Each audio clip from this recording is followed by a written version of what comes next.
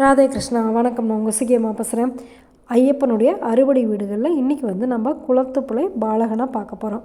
குளத்துப்புழையில் பாலகனாக காட்சி கொடுக்குறாரு ஐயப்பன். இங்கே இருக்கிற ஐயப்பனுக்கு பாலசாஸ்தா அப்படின்னும் பெயர், மணிகண்டன் அப்படின்னும் பெயர். ஐயப்பனை குழந்தையாக எடுத்துகிட்டு போய் ராஜசேகர பாண்டியன் வளர்த்தினாரில் அங்கே இருக்கிற ஐயப்பன் தான் இவர்.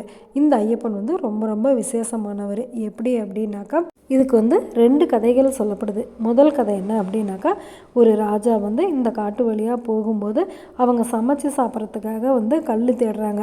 அப்படி 2 கல்லை எடுத்துகிட்டு போட்டுட்டு 3வது கல்லை அவங்க நகர்த்தும் போது அந்த கல் வளருது. மறுபடியும் எடுத்து அதை சரி பண்ணும்போது மறுபடியும் அந்த கல் வளருது.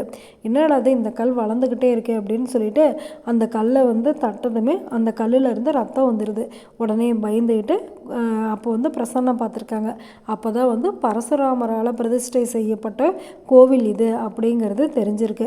ஐயப்பன் இங்கே பாலகனாக காட்சி கொடுக்குறாரு.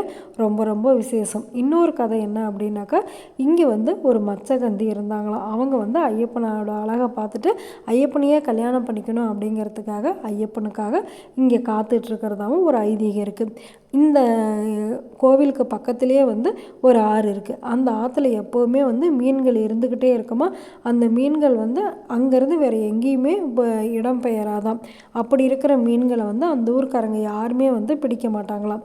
சபரிமலைக்கு யாத்திரை போகிற எல்லாருமே இந்த குளத்துப்புழையில் இருக்கிற குட்டி ஐயப்பன், பாலகனாக இருக்கிற ஐயப்பனை பார்த்துட்டு அங்கே இருக்கிற மீன்களுக்கும் பொறி வாங்கி போடுறது ரொம்ப ரொம்ப விசேஷமாக.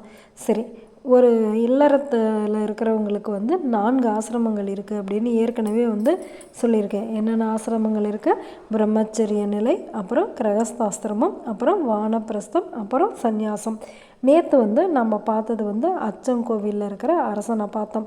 அது வானப்பிரஸ்தம். அதாவது பூரணை, புஷ்கலை அப்படிங்கிற 2 தேவியரோட அவர் காட்சி கொடுக்குறாரு. அதுக்கப்புறமேட்டு பூரணமான இல்வாழ்க்கை முடிஞ்சதுமே வானப்பிரஸ்தம் போவாங்கள்ல, அதை தான் இந்த அச்சங்கோவிலில் இருக்கிற அரசர் நம்மளுக்கு சொல்கிறாரு.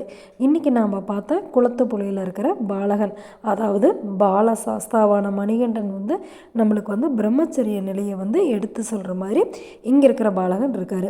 இவர் எவ்வளோ அழகானவர் அப்படிங்கிறத ட்ராவல் வித் சுகியில் போய் பாருங்கள். பார்க்குறீங்களா? நல்லது நினைப்போம், நல்லதே நடக்கும், ஆனந்தமாக இருப்போம். Okay, bye. ராதே கிருஷ்ணா.